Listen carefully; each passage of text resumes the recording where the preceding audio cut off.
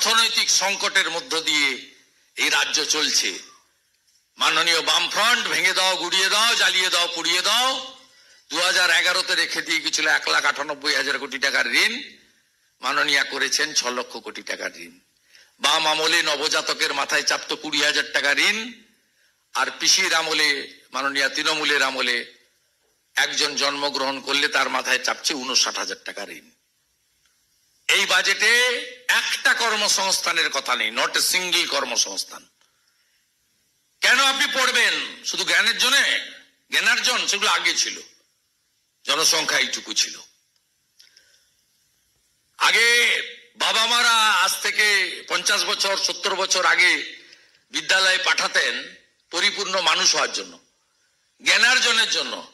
এখন বিদ্যালয় থেকে ইউনিভার্সিটি পাঠাচ্ছে যাতে আমার ছেলে বা মেয়ে উচ্চশিক্ষায় শিক্ষিত হয়ে নিজের সমাজের পরিবারের অর্থনৈতিক দায়িত্ব নিতে পারে।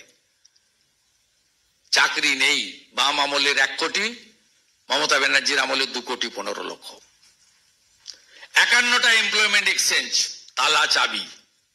রাজ্য বাজেটে বেকারদের জন্য একটা কথা নেই, পেনশনার্সদের জন্য একটা কথা নেই, সিনিয়র সিটিজেনদের জন্য একটা কথা নেই, শিল্পের জন্য একটা কথা নেই।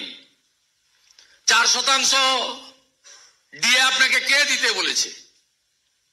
ডিএ তো কর্মচারীর অধিকার। আপনি স্যাট থেকে সুপ্রিম কোর্ট পর্যন্ত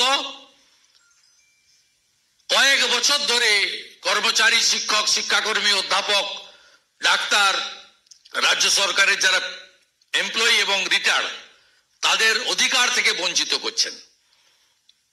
কত গ্যাপ ছিল সেন্ট্রাল গভর্নমেন্টের সঙ্গে?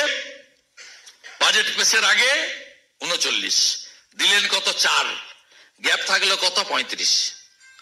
পে কমিশন কবে করেছিলেন? পঞ্চম, মানে 15 সালে 6th পে কমিশন। ওটা ভারতবর্ষে 7th পে কমিশন হয়ে গেছে সব রাজ্যে। Central government advance 8th pay commission করে দিয়েছে।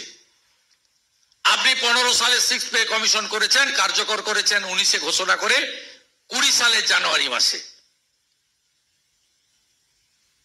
আপনার 7th পে কমিশনের ইমপ্লিমেন্টেশন নেই, 8th পে কমিশন তো দূরের কথা, অনেক দূর যেতে হবে। আবার সেপ্টেম্বর মাসে সেন্ট্রাল গভর্নমেন্ট 4% দিয়ে দিবে, গ্যাপ হয়ে যাবে 39%। 35-4-39। তাই এটা সরকারি কর্মচারীদের আন্দোলন এবং আগামী বছর ভোট। আপনি যতই চেষ্টা করুন না কেন, পোস্টাল ব্যালটের ভোটে আপনি হারবেন, হারবেন, হারবেন।